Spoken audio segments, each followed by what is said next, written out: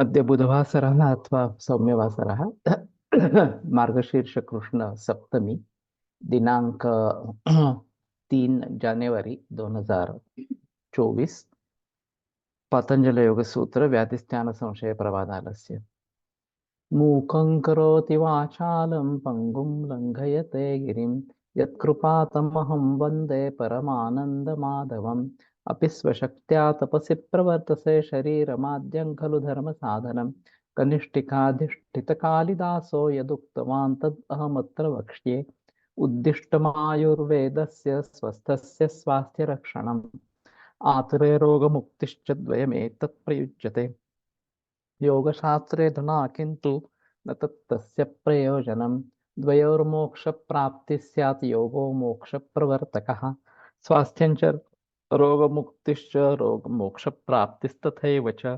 सम्यगध्ययनेनैव आयुर्योगस्य तद्भवेत्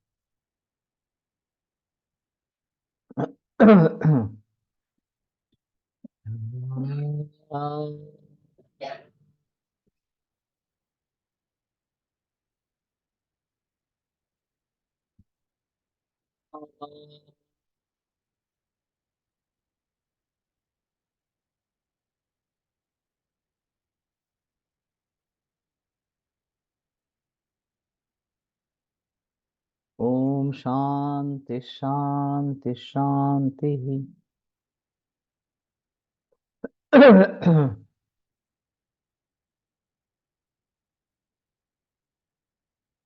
प्रथमोऽध्यायः समाधिपादः अथ योगानुशासनं योगश्चित्तवृत्तिनिरोधः तदा द्रष्टुस्वरूपे एव स्थानं वृत्तिसारूप्यम् इतरत्र वृत्तयः पञ्चतयः क्लिष्टाः प्रमाणविपर्यय विकल्पनिद्रास्मृतयः प्रत्यक्षानुमानागमाः प्रमाणानि विपर्ययो मिथ्याज्ञानम् अतद्रूपप्रतिष्ठम् शब्दज्ञानानुपाती वस्तुशून्यो विकल्पः अभावप्रत्यालम्बना वृत्तिर्निद्रा अनुभूत विषयासंप्रमोषः स्मृतिः अभ्यासवैराग्याभ्यां तन्निरोधः तत्र स्थितौ यत्नोऽभ्यासः ततु दीर्घकालनैरन्तर्यसत्कारासेवितो दृढभूमिः दृष्टानुश्रविकविषयवितृष्णस्य वशीकारसंज्ञा वैराग्यम् तत्परं पुरुषख्यातिर्गुणवैतृष्ण्यम् वितर्कविचारानन्दास्मिता रूपानुगमात् सम्प्रज्ञातः विरामप्रत्ययाभ्यासपूर्वः संस्कारशेषोऽन्यः भवप्रत्ययो विदेह प्रकृतिलयानां श्रद्धावीर्यस्मृतिसमाधिप्रज्ञापूर्वक इतरेषां तीव्रसंवेगानाम् आसन्नः मृदुमध्यादिमात्रत्वात् ततोऽपि विशेषः ईश्वरप्रणिधानात् वा क्लेशकर्मविपाकाशयैरपरामृष्टः पुरुषविशेष ईश्वरः तत्र निरतिशयं सार्वज्ञबीजं स पूर्वेषामपि गुरुः कालेनानवच्छेदात् तस्य वाचकः प्रणवः तज्जपस्तदर्थभावनम् ततः प्रत्यक्केतनादिगमोऽप्यन्तरायाभावश्च व्याधिस्थानसंशयप्रमादालस्या विरतिभ्रान्तिदर्शनालब्धभूमिकत्वानवस्थितत्वानि चित्तविक्षेपास्ते अन्तरायाः दुःखदौर्मनस्याङ्गमे श्वासप्रश्वासा विक्षेपसह भुवः तत्प्रतिषेधार्थम् एकतत्त्वाभ्यासः मैत्रीकरुणामुदितोपेक्षाणां सुखदुःखपुण्यापुण्यविषयाणां भावनातश्चित्तप्रसादनम् प्रच्छर्दनविधारणाभ्यां वा प्राणस्य विषयवती वा प्रवृत्तिरुत्पन्ना मनसस्थितिनिबन्धिनी विशोका वा ज्योतिष्मति वीतरागविषयं वा चित्तं स्वप्ननिद्राज्ञानालम्बनं वा यथाभिमतध्यानात् वा परमाणुपरममहत्त्वान्तोऽस्य वशीकारः क्षीणवृत्तिरभिजातस्यैव मणेर्गृहीतृग्रहणग्राह्येषु तत्तदञ्जनता समापत्तिः तत्र शब्दार्थज्ञानविकल्पैः सङ्कीर्णा सवितर्का वितर्का समापत्तिः स्मृतिपरिशुद्धौ स्वरूपशून्यैवार्थमात्रनिर्भासा निर्वितर्का एतयैव सविचारान् निर्विचारा च सूक्ष्मविषया व्याख्याता सूक्ष्मविषयत्वं चालिङ्गपर्यवसानं ता एव सबीजः समाधिः निर्विचारवैशारद्येऽध्यात्मप्रसादः ऋतंभरा तत्र प्रज्ञा श्रुतानुमानप्रज्ञाभ्याम् अन्यविषया विशेषार्थत्वात् तज्जः संस्कारोऽन्यसंस्कारप्रतिबन्धी तस्यापि निरोधे सर्वनिरोधात् निर्बीजः समाधिः इति पतञ्जलिविरचिते योगसूत्रे प्रथमः समाधिपादः द्वितीयोऽध्यायः साधनपादः तपस्वाध्यायेश्वरप्रणिधानानि क्रियायोगः समाधिभावनार्थः क्लेशतनुकरणार्थश्च अविद्यास्मिता रागद्वेषाभिनिवेशाः क्लेशाः अविद्याक्षेत्रमुत्तरेषां प्रसुप्ततनुविच्छिन्नोदराणाम् अनित्याशुच दुःखानात्मसु नित्यशुच सुखात्मख्यातिरविद्या दृग्दर्शन शक्तिर एकात्मते वास्मिता सुखानुशयी रागः दुःखानुशयी द्वेषः स्वरसवाहि विदुषोऽपि तथा रूढोऽभिनिवेशः ते प्रतिप्रसव हेयाः सूक्ष्माः ध्यान हेयास्तद्वृत्तया क्लेशमूलः कर्माशयो द्रष्टादृष्टजन्म वेदनीयः सतिमूले तद्विपाको जात्यायुर्भोगाः तेल्लादपरितापफलाः पुण्यापुण्यहेतुत्वात् परिणामतापसंस्कार दुःखैर्गुणवृत्तिविरोधाच्च दुःखमेव सर्वं विवेकिनः हेयं दुःखमनागतं द्रष्टुदृश्यः संयोगो हेय हेतुः प्रकाशक्रियास्थितिशीलं भूतेन्द्रियात्मकं भोगापवर्गार्थं दृश्यम् विशेषा विशेषलिङ्गमात्रा लिङ्गानि गुणपर्वाणि द्रष्टादृश्यमात्रः शुद्धोऽपि प्रत्ययानुपश्यः तदर्थ एव दृश्यस्य आत्मा कृतार्थं प्रति नष्टमप्यनष्टं तदन्यसाधारणत्वात्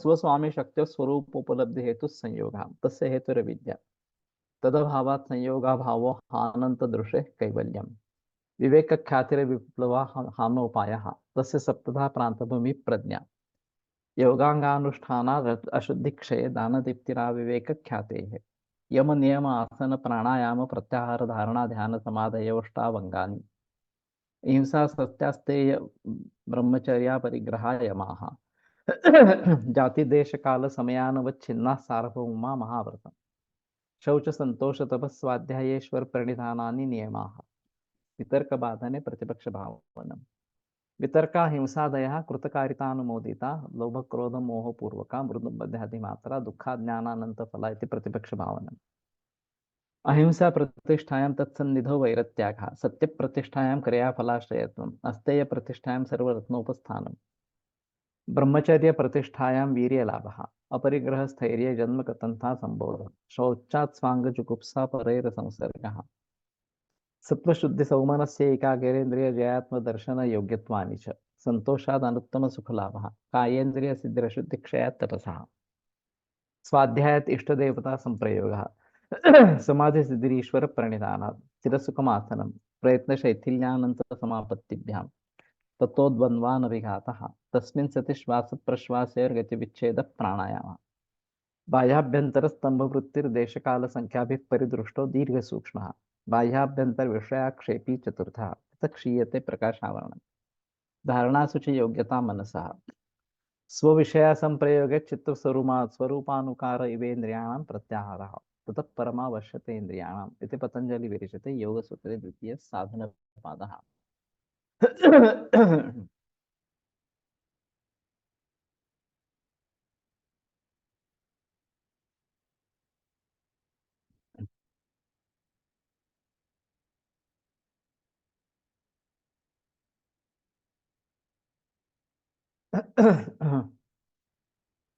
तो अंगमेजयत्व वगैरह वगैरह जो है ये इसके साथ उत्पन्न होने वाले विक्षेप सहभुव इस प्रकार के बताए गए हैं।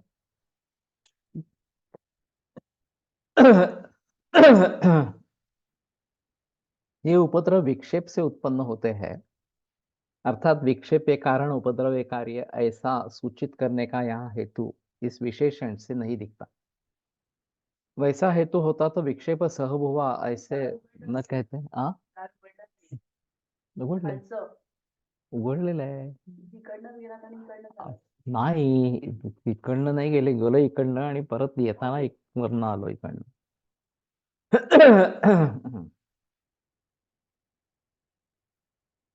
तो विक्षेप सहभुवा ऐसे न कहते हुए विक्षेप भुवा इस प्रकार का कुछ विशेषण दिया होता सह इस पद से विक्षेप और उपद्रव उनका सहभावित्व तो बताया गया है इतना ही विक्षेप सहभुवा है इसका मतलब ये नहीं कि विक्षेप उसका कारण है विक्षेप विक्षेप के साथ ये उत्पन्न होते हैं इस प्रकार का ही बताया गया है विक्षेप और उपद्रव एक दूसरे के जरिए निर्माण होते हैं इस प्रकार की वस्तुति अनुभव में आती है चित्त विक्षेप के जरिए उपद्रव होते हैं और उन उपद्रवों के से चित्त विक्षेप हो सकता है तो ये दोनों साथ में रहते हैं इस प्रकार का ही बताना है एक दूसरे का कारण है ऐसी परिस्थिति वहां पे नहीं है इस प्रकार से त्यान ये विक्षेप उत्पन्न होने के बाद उसके साथ में दौर्मनस्य ये उपद्रव उत्पन्न होता ही है। और किसी बाह्य कारण से दौर्मनस्य उत्पन्न हुआ तो उसके साथ त्यान ये चित्त विक्षेप होता ही है। तो त्यान और दौर्मनस्य ये साथ में होते हैं। कोई भी एक उत्पन्न हो गया तो दूसरा भी उसके साथ में उत्पन्न हो जाता है। ये विक्षेप सहभुव इस प्रकार की बात कही जाती है। तो ये चित्त विक्षेप ये इस सूत्र में इसके जरिए ये होता है, इस प्रकार का हेतु नहीं है। दोहों का सहभागित्व है, इतना ही बताया है। और साधक का अनुभव भी उसी प्रकार का आता है। किसी भी चित्त विक्षेप के साथ उपद्रव में से एक अथवा अनेक उपद्रव होना ये संभवनीय है। और अनुभव ही वैसे उसी प्रकार का है। जैसे कि कोई भी रोग निर्माण हुआ तो उसके साथ दुःख, नैराश्य, श्वास प्रश्वास ये 4 उपद्रव दिखाई देते हैं। और इसके साथ में कभी कभी अंग में जयत्व यानी कि शरीर में कंप वगैरह ये लक्षण दिखाई देते हैं। तो व्याध्याधिक विक्षेप समवेत दुखादि 5 उपद्रवों में से एक या अनेक उपद्रव होते ही है या दिखाई देते हैं, ऐसा सामान्य से कहता है, कह सकते हैं। तथापि सूक्ष्म विचारों से विशिष्ट विक्षेप समवेत विशिष्ट उपद्रवों का आधिक्य इस प्रकार का दिखाई देता है। तो दुःख दौर्मनस्य अंगमेजय तो श्वास प्रश्वास विक्षेप सहभुवः स्टैन मीन्स व्हाट वो व्याधिस्थान संशय परमानालस्य। स्टैन का वास्तव में अर्थ चिकटना इस प्रकार का है। चिपक जाना इस प्रकार से। तो अकर्मण्यत्व इस प्रकार से अगर स्टैनत्व निर्माण होता है तो अकर्मण्यत्व कुछ काम नहीं किया जाता, ये दोष निर्माण होता है। और दौर्मनस्य अगर है तो स्थानत्व निर्माण होता है, स्थानत्व निर्माण होता है तो दौर्मनस्य निर्माण होता है। ये भी बात विक्षेप सहभुव इस प्रकार से देखी जाती है कि हम उलझन में पड़ गए हैं या फिर खिन्नता आ गई है मन को, तो कुछ नहीं कर पाते हैं। और स्थानत्व इस प्रकार का हो गया, अकर्मण्यत्व हो गया, तो भी कुछ नहीं कर पाते, दौर्मनस्य उसके जरिए निर्माण हो जाता है। तो ये दोनों साथ में इस प्रकार के रहते हैं। व्याधि और दुख इनका साहचर्य ज्यादा दिखाई देता है। व्याधि 3 प्रकार के कारणों से होता है और दुख ही 3 प्रकार का होता है, आदि दैविक, आदि भौतिक, आध्यात्मिक, ये 3 प्रकार है। तो सुश्रुत ने भी ये क्लासिफिकेशन दिया है, आदि दैविक, आदि भौतिक और आध्यात्मिक, इस प्रकार के 3 रोगों के प्रकार है। तो ये भूत प्रेत पिशाच वगैरह से भी जो है वो अधिदैविक में आते हैं, आदि भौतिक में जो शारीरिक स्तर पर इस प्रकार के होते हैं, और आध्यात्मिक में मन से संबद्ध इस प्रकार के जो भी रोग है, मन, बुद्धि, अहंकार वगैरह से, ये सभी आध्यात्मिक इस प्रकार से होते हैं। स्थान से भ्रांति दर्शन तक 6 विक्षेप ये चित्तमल होने के जरिए उनका और दौर्मनस्य इनका साहचर्य होता है। व्याधिस्थान संशय प्रमाद आलस्य वगैरह वगैरह, ये सभी जो है ध्यान, संशय, प्रमाद, आलस्य, भ्रांति दर्शन वगैरह, ये 6 विक्षेप चित्तमल है। तो ये एक अलग बात यहाँ पे बताएगी कि ये चित्त के मल है और उनका और दौर्मनस्य इनका साहचर्य इस प्रकार का होता है। इन विक्षेपों के जरिए दौर्मनस्य आता है या बाह्य निमित्त से दौर्मनस्य निर्माण होता है, तो स्थानादि 6 विक्षेपों में से एक अथवा अनेक विक्षेप इस दौर्मनस्य के समवेत आते हैं।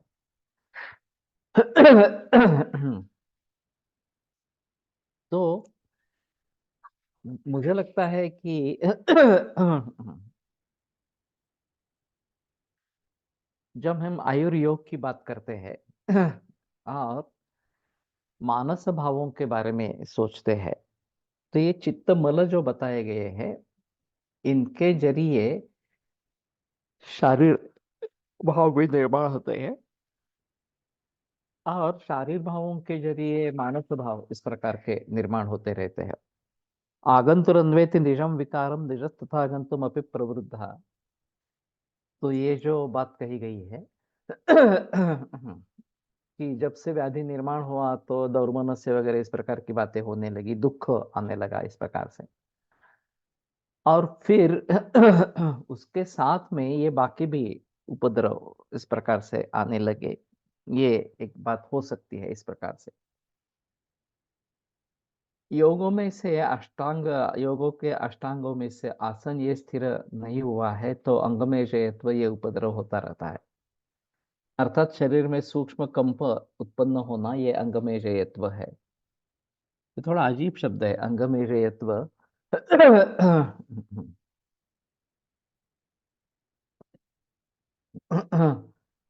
और कंप इस प्रकार का अर्थ उसका कैसे हो गया है मालूम नहीं।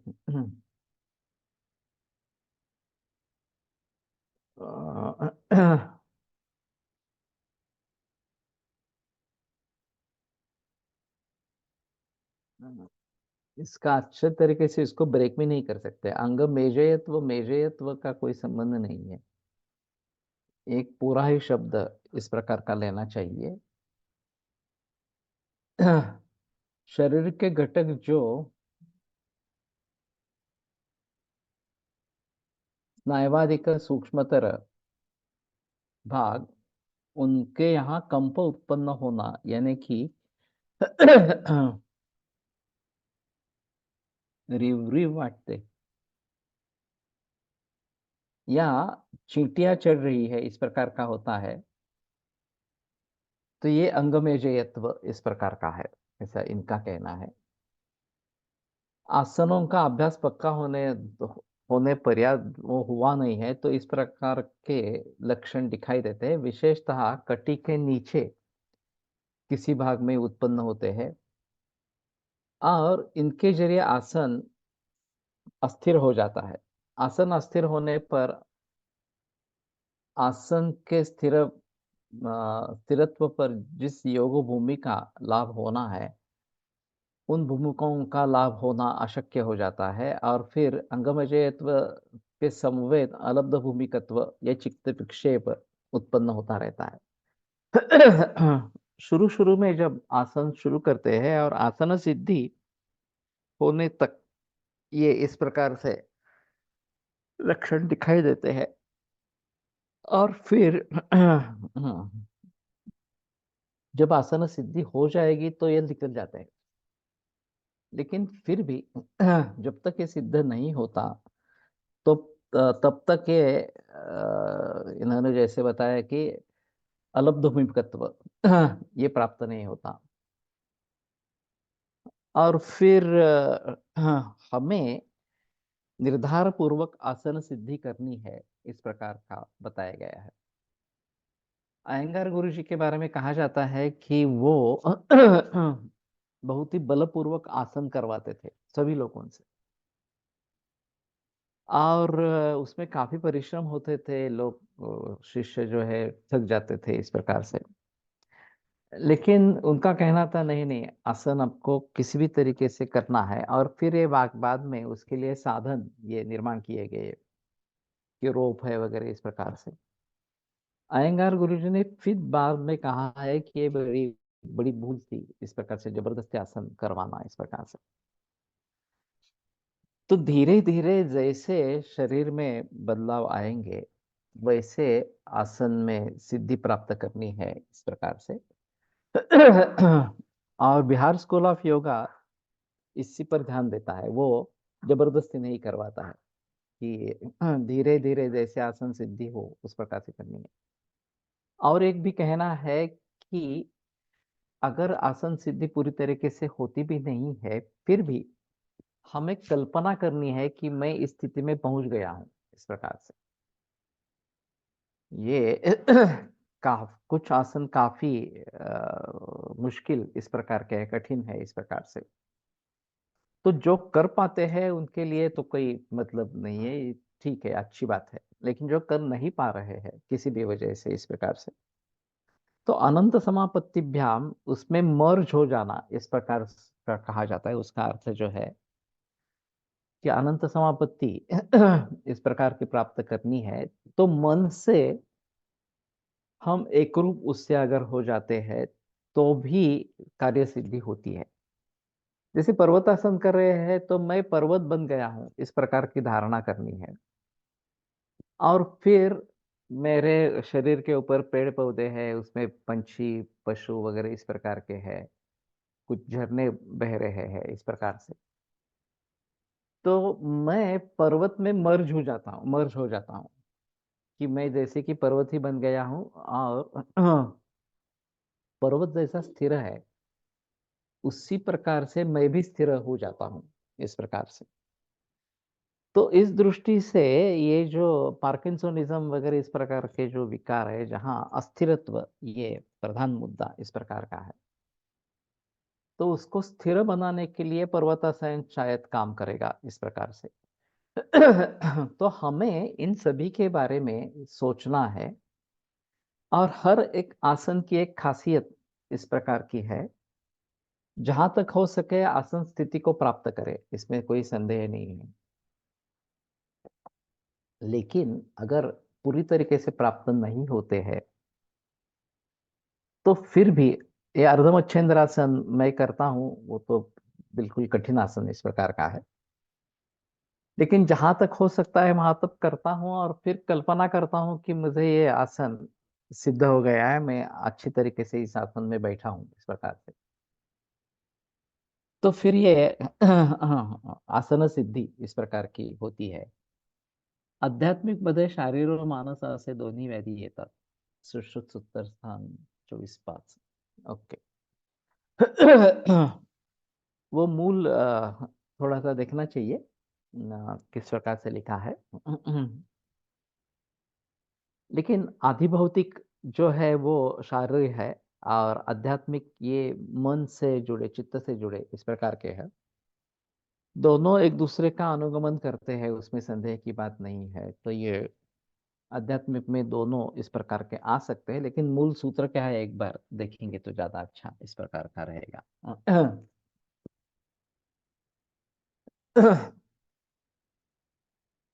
चित्त मानसिक दोषों में चित्त अगले भूमि पर आरूढ़ न होने के जरिए अलब्ध भूमिकत्व ये चित्त विक्षेप उत्पन्न हुआ तो चित्त में एकाग्रता का विरोध करने वाले चांचल्यादि रजोदोष उत्पन्न होते हैं। और फिर इन रजोदोषों के जरिए आसन में स्थिरता को प्राप्त करने वाले जो प्रयत्न शैथिल्य और अनंत समाप्ति ये दो उपाय उनको प्रतिबंध हो जाता है। तो प्रयत्न शैथिल्य ये एक अलग मुद्दा है कि शुरू में तो प्रयास करने पड़ते हैं, उसमें कोई संदेह की बात नहीं है। मुझे एक विशिष्ट आसन स्थिति को प्राप्त करना है तो उसके लिए प्रयत्न करना प्रयास करना जरूरी होता है। लेकिन आगे चलकर प्रयत्न शैथिल्य होना है, ये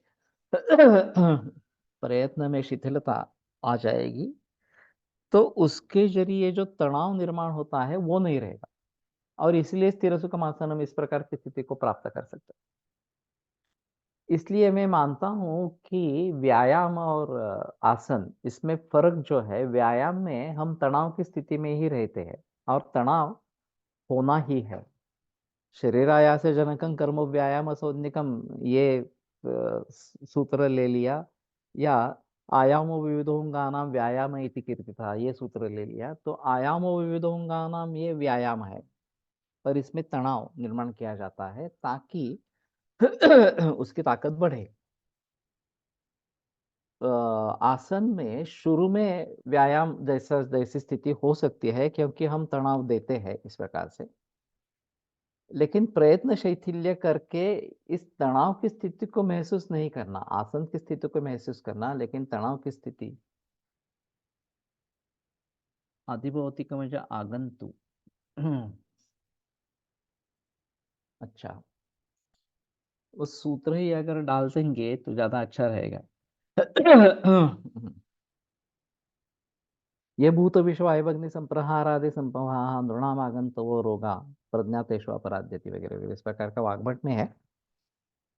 लेकिन सुश्रुताचार्य का जो क्लासिफिकेशन है वो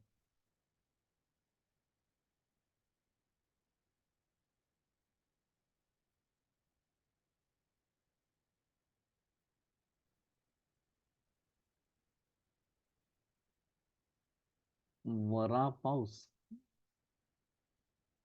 एक्सेट्रा 5 महाभूतों के वारा पाऊस वगैरह होणारे व्याधी आध्यात्मिक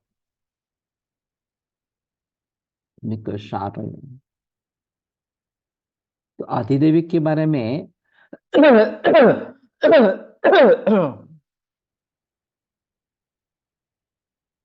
संदेह नहीं है, शाप देवता कोप वगैरह वगैरह और स्वाभाविक वार क्षुद पिपासा ये भी इसमें है। ऊन वारा पाउस आदि भौतिक। तो इससे शारीर परिणाम ज्यादा होंगे, मानस परिणाम उसके जरिए आगे मानस परिणाम होंगे।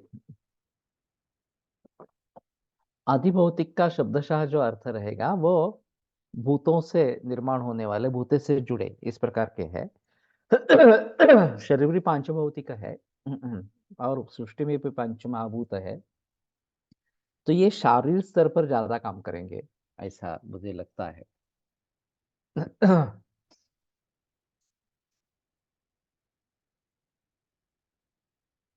तो फिर आसन अस्थिर होकर ये चींटियां चढ़ना वगैरह शुरू हो जाता है। इस प्रकार से अंगमजयत्व अंत अनवस्थितत्व इन दोनों का ही साहचर्य होता है। इस प्रकार के लक्षण होने पर ये तो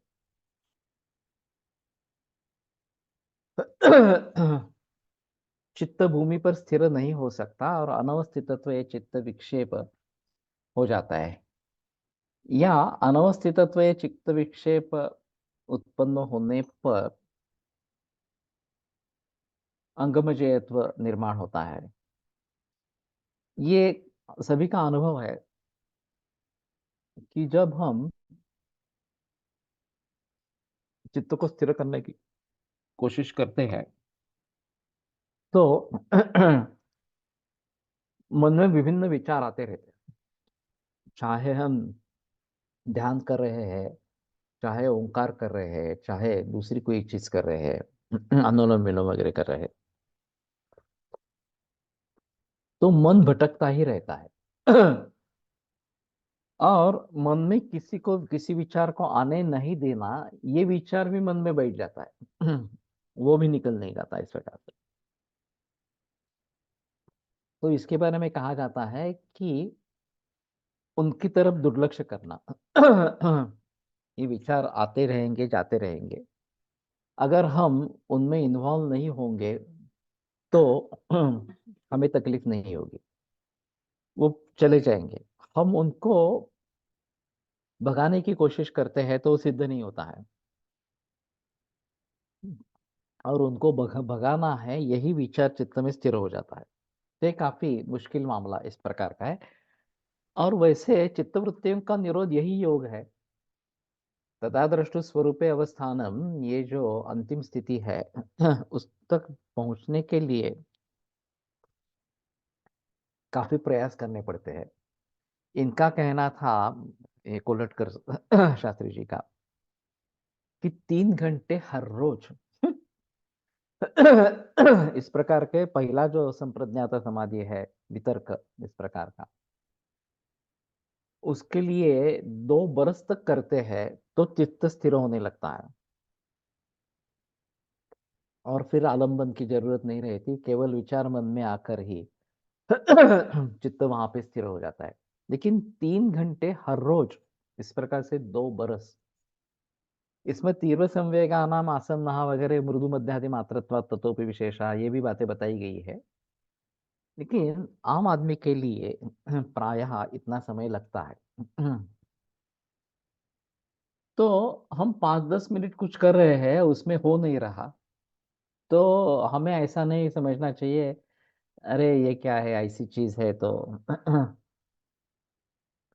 नहीं हो पाएगा, छोड़ देना चाहिए इस प्रकार से। तो ये बात नहीं है। इस हालात में भी हमें उसका अभ्यास सतु दीर्घकाल नैरंतर्य सत्कारा से भी तो दृढ़ भूमि है, जिस प्रकार की बात कही गई है। दीर्घकाल निरंतर और सत्कार से सेवित, कि आदर पूर्वक उसका सेवन करना है, तो अभ्यास दृढ़ हो जाता है इस प्रकार का।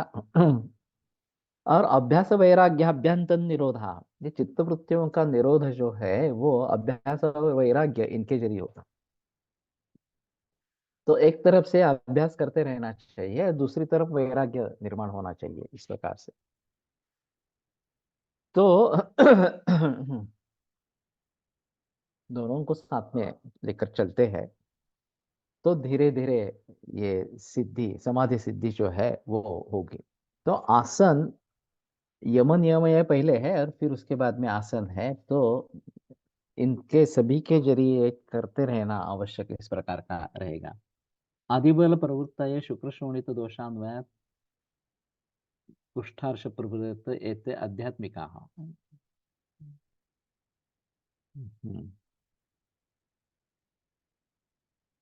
जो काफी अलग वर्णन है।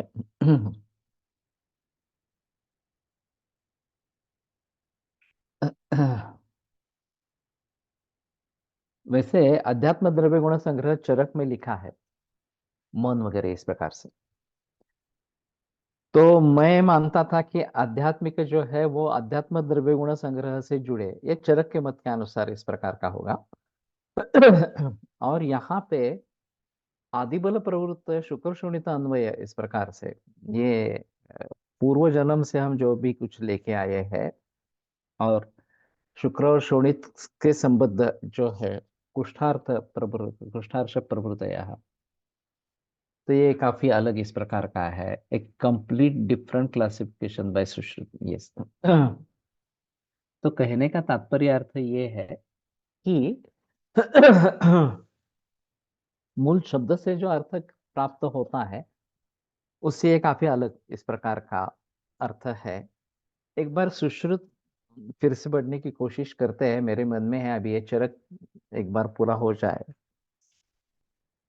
तो सुश्रुत फिर से एक बार करते हैं। मैंने सुश्रुत बहुत शुरू में किया था पठन उसका, इसको काफी बरस हो गए। ये मेरे ख्याल में 2008 की बात है, जब भी एक ऑनलाइन नहीं था।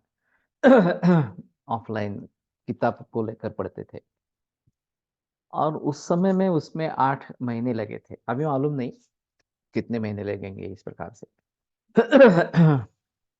लेकिन वैसे अष्टांग संग्रह भी पढ़ना एक आवश्यक चीज रहेगी, खास करके सूत्र स्थान अष्टांग संग्रह, क्योंकि उसमें काफी दोष धातु मल के संदर्भ में काफी अलग रेफरेंसेस आए हैं, और जो अन्य इसमें दिखाई नहीं देती। ये एक बड़ी समस्या है कि जो चरक सुश्रुत और अष्टांग हृदय में नहीं है और जो अष्टांग संग्रह में आए हैं, उनका मूल स्थान क्या है, वाग्भट की निर्मिति है। इधर उनका कुछ मूल स्थान होगा जहां से उन्होंने ले लिया है, या फिर वाग्भट ने खुद ही ये कर दिया है इस प्रकार से। जैसे चरक की एडिशन जो यादव जी त्रिकम आचार्य के द्वारा संपादित है, क्रिटिकल एडिशन करते समय पता चला कि बहुत सारे सूत्र ऐसे हैं कि जिनका हस्तलिखित में कोई संदर्भ नहीं मिलता है। तो इसके दो मतलब हो सकते हैं कि हस्तलिखितों में से कुछ हस्तलिखित यादव जी त्रिकम जी को प्राप्त हुआ था जिसका प्रचलन नहीं है, मालूम नहीं है किसी को, उसमें से उन्होंने संदर्भ ले लिए हैं, या फिर खुद ही श्लोक रचे हैं, वो दूसरी पॉसिबिलिटी ज्यादा है कि ये गलत दिख रहा है। तो इसको ठीक कर देंगे, और खुद लिख दिया यादव जी त्रिकम जी ने इस प्रकार से। तो ये बात हो सकती है इस प्रकार से। तो इसलिए इसके बारे में जानना काफी मुश्किल होगा, और ये हम हमारे ग्रंथों की बात, अभी भी काश्यप तो मैंने पढ़ा नहीं है इन सभी चीजों में इस प्रकार से, और इतने सारे निघंटु है या फिर अन्य ग्रंथ इस प्रकार के है, निमि वगैरह के तंत्र है तो अभी उपलब्ध भी नहीं है। तो उनको तो पढ़ा नहीं है इस प्रकार से। और जो चरक या वाग्भट हम पढ़ चुके हैं, उसके बारे में भी हमें सोचना और विचार करना यह अलग बात हो जाती है। और फिर योग के अनेक ग्रंथ है, पतंजलि योग सूत्र, हठ योग प्रदीपिका, घेरंड संहिता, शिव स्वरोदय वगैरह वगैरह इस प्रकार से। तो उनके बारे में भी सोचना जरूरी होगा। और रसरत्न समुच्चय हमने पढ़ लिया, लेकिन उसमें गहराई में नहीं जा पाए। मेरा जो एक मतलब था कि कॉम्बिनेशंस रसशास्त्र में किस प्रकार से बनी है, उसके पीछे लॉजिक क्या है, ये ढूंढ पाना इस प्रकार से। तो ये नहीं हो पाया है। जैसे चरक सुश्रुत वाग्भट पढ़ते हैं अभी, गुल्म चिकित्सा, प्रमेय चिकित्सा वगैरह वगैरह इस प्रकार से पढ़ते हैं, तो जो कॉम्बिनेशंस आती है उसके बारे में सोचना काफी मुश्किल इस प्रकार का हो जाता है। अभी कंप्यूटर के जरिए ये थोड़ा सा आसान है, एक एक द्रव्य किन किन योगों में आया है ये अगर हम भली भांति समझने की कोशिश करेंगे, और फिर दो द्रव्यों का संयोग, तीन द्रव्यों का संयोग, चार द्रव्यों का संयोग वगैरह वगैरह इस प्रकार से बारे में देखेंगे, तो शायद कुछ पता चले कि इस संयोग की महत्ता क्या है इस प्रकार से। तो जब एक पीछे एक बात ये बात हुई थी कि आयुर्वेद की मर्यादाएं, तो मैंने कहा था कि आयुर्वेद की मर्यादाओं के बारे में कोई बोल नहीं सकता। जो भी बुजुर्ग वैद्य है जिन्होंने काफी अध्ययन किया है, काफी अच्छी प्रैक्टिस की है, फिर भी सभी आयुर्वेद के ग्रंथ पढ़े हैं, समझे हैं, प्रैक्टिकल एप्लीकेशन किया है, ये बात नहीं है। तो ये हमारी मर्यादा हो गई, आयुर्वेद की मर्यादा के बारे में कौन बोल सकेगा? कोई नहीं बोल सकेगा। और एक जन्म काफी नहीं है इस सभी के लिए, केवल पढ़ पाना भी मुश्किल है, अर्थ समझना, उसमें गूढ़ार्थ समझना वगैरह वगैरह ये बातें तो और अलग इस प्रकार की बातें हैं। तो हम मर्यादाओं की बात नहीं करें किसी भी हालत में। ये आयुर्वेद की मर्यादा है, वो कह रहा था कि ये असाध्य बताया गया है, ये आयुर्वेद की मर्यादा है। मैंने कहा असाध्य है तो असाध्य है, इसमें मर्यादा का क्या संबंध है इस प्रकार से? वैसे एलोपैथी में भी असाध्यता होती है, तो ये एलोपैथी की मर्यादा कहेंगे, ऐसा नहीं है। तत्र वात पित्त कफोत्था शरीर भवा आध्यात्मिका तथा रजस्तमो भवाश्च आत्मनि अध्यात्म तत्र भवम आध्यात्मिकम। ये शायद लल्लन का है या तो इन्होंने दोनों को इकट्ठा कर दिया इस प्रकार से। लेकिन मुझे लगता है कि मूल शब्द से जो प्राप्त होता है अध्यात्म द्रव्य गुण संग्रह, ये जो चरक की बात कही है, उसके आधार पर मन बुद्धि अहंकार वगैरह जो है उनके संबंध में जो है आध्यात्मिक, शरीर से संबंध या महाभूतों से संबंध या अधिभौतिक, और देव वगैरह यक्ष राक्षस पिशाच वगैरह ये सब जो है वो आदि दैविक, इस प्रकार से करना ज्यादा उचित इस प्रकार का रहेगा। लेकिन सुश्रुताचार्य का क्या कहना है वो भी समझ लेना जरूरी इस प्रकार का रहेगा। और फिर इनको समेटना कैसे, ये एक अजीब बात रहेगी कि चरक के मतानुसार अमुक, सुश्रुत के मतानुसार अमुक, वाग्भट के मतानुसार अमुक वगैरह वगैरह इस प्रकार की जो बातें हैं, वो इंटरनल विरोध, जो अंतर्गत विरोध इस प्रकार का हो जाता है, उसका समाधान कैसे करना है ये एक अलग बात इस प्रकार की रहेगी। और वैसे वाग्भट ने भेड़ाध्या किन्न पठ्यन्ते लिखा है, फिर भी इतिहारित स्मृति वगैरह इस प्रकार से भी बताते हैं। वाग्भट खुद रेफरेंस दे देता है हारित का वगैरह इस प्रकार से। तो कहीं जो कुछ अलग इस प्रकार का मिलेगा, हारितस्य पुनः द्विगुण सप्तमी यावन् नवम एकादशी तथा ऐसा त्रिदोष मर्यादा मोक्षाय च बधाय च, इस प्रकार से। तो इन सभी बातों को ध्यान में रखते हुए किसको क्या अनुमत है, ये भी देखना जरूरी इस प्रकार का हो जाएगा। और परमतम अप्रतिषिद्धम अनुमतमेव, ये तंत्र युक्ति है कि दूसरे का मत उन्होंने रखा है सामने और उसका प्रतिषेध नहीं किया है, तो वो उनका अनुमत है, इस प्रकार से तंत्र युक्ति है। तो मुझे आश्चर्य लगता है कि हम पूरे बीए में, इसमें एमडी में या पीएचडी में क्या सीखते हैं, क्या आयुर्वेद सीखते हैं। बड़ी मुश्किल परिस्थिति है। और हम ग्रेजुएट पोस्ट ग्रेजुएट हो जाते हैं और हमें कुछ पता नहीं होता ग्रंथों में क्या है, इस प्रकार से बारे में। तो और हमें पता नहीं है, ये भी हमें पता नहीं होता। अज्ञान का अज्ञान और भयंकर है। हाँ, मुझे अगर ये संवेदना है कि मुझे अज्ञान है, तो मैं कोशिश करता रहूंगा अज्ञान को दूर करने के लिए। लेकिन अज्ञान के बारे में भी अज्ञान है, तो कुछ कोशिश होगी ही नहीं, इस प्रकार से। तो इसलिए हमें पढ़ते रहना चाहिए, अध्ययन करते रहना चाहिए। कोई अनंत पार इस प्रकार का आयुर्वेद है, ये समझना काफी मुश्किल इस प्रकार का है। और हम तो अभी आयुर्वेद और योग दोनों को साथ में लेकर चलना चाहते हैं, तो ये और मुश्किल मामला इस प्रकार का हो जाएगा। इस प्रकार से हाँ, अनवस्थित चित्त विक्षेप उत्पन्न होने पर उसके सह कारण कार्य परंपरा से अंगमयत्व उत्पन्न होता है। और इस प्रकार से अलब्ध भूमिकत्व और अनस्थितत्व, ये दोनों चित्त विक्षोभों के साथ श्वास प्रश्वास से उपद्रवों का साहचर्य होता है। इन दोनों विक्षोभों में चित्त एकाग्र नष्ट हो जाता है या उसको बाधा आ जाती है। चित्त स्पंद प्राण स्पंद इनका सतत साहचर्य होने के कारण चित्त एकाग्र नष्ट होने पर चित्त में भिन्न वृत्ति रूप स्पंद शुरू होते हैं और प्राण वृत्ति में स्पंद शुरू होते हैं। तो प्राणवायु का अंदर आना बाहर जाना, ये जो भाव चित्त एकाग्र के जरिए सूक्ष्मता तक पहुंचे होते हैं, वो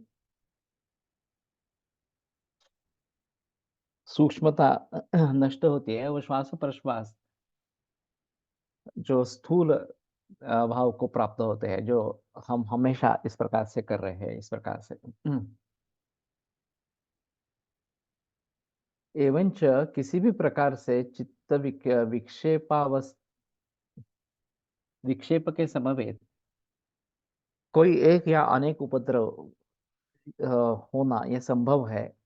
और फिर भी व्याधि समवेत दुर्घ दुख नरुमनस्य स्त्यान संशय प्रमाद आलस्य आदि अविरति भ्रांति दर्शन, इन 6 विक्षोभों के साथ दौर्मनस्य श्वास प्रश्वास और अलब्ध भूमिकत्व और अनवस्थित्व, इन दोनों विक्षोभों के साथ दौर्मनस्य अंग में जयत्व श्वास प्रश्वास, ये 4 उपद्रव, इनका साहचर्य ज्यादा प्रमाण में होता है, ऐसा योगाभ्यासी साधक को अनुभव आता है।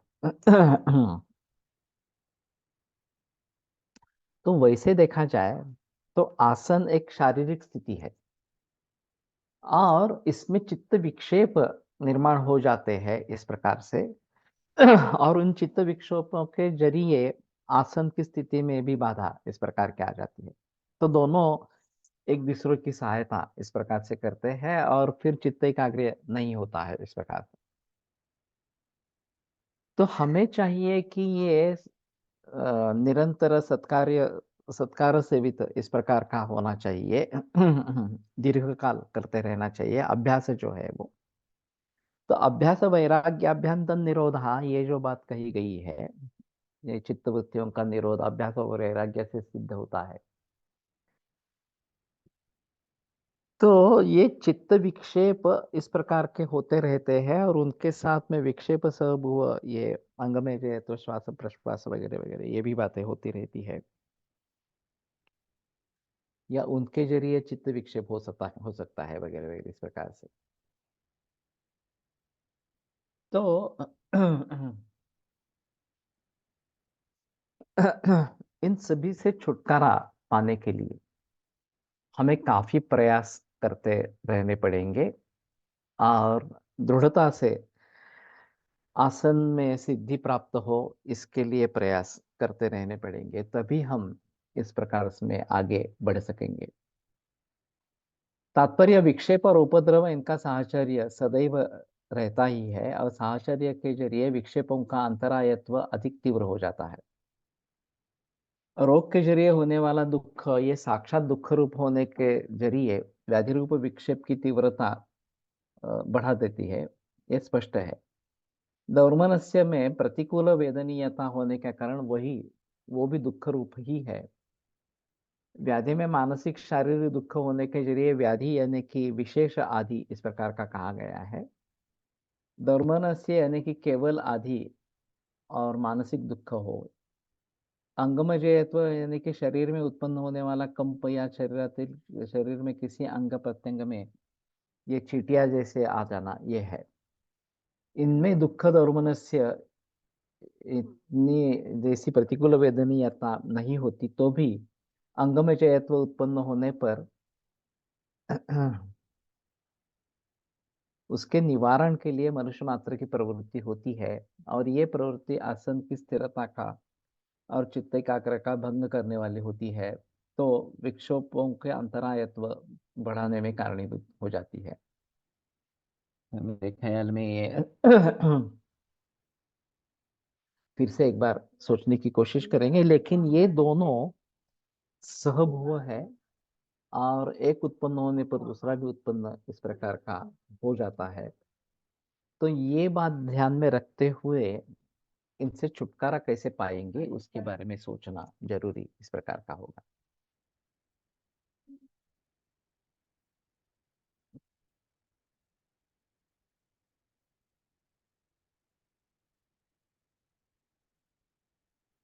ओम धन्वन्तरये नमः। ओम धन्वन्तरये नमः। ओम धन्वन्तरये नमः। ओम धन्वन्तरये नमः। ओम धन्वन्तरये नमः। ओम धन्वन्तरये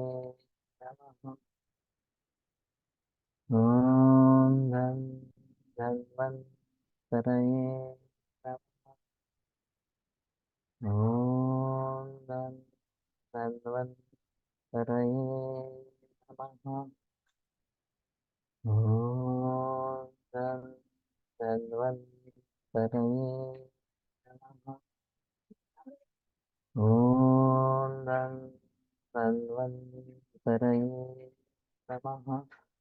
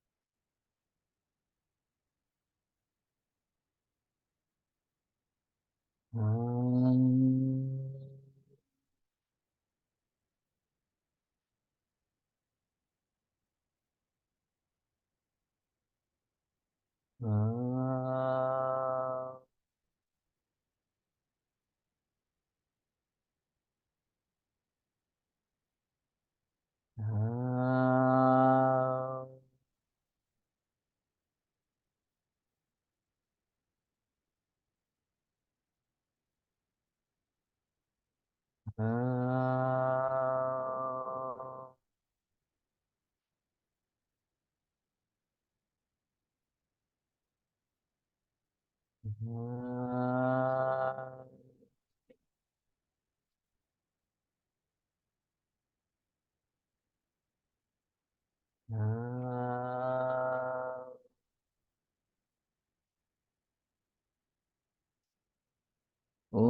शांति शांति शांति। विरम्यते व्याख्यान व्यापार स्वाहा पुनरपि लोकसमश्वासमें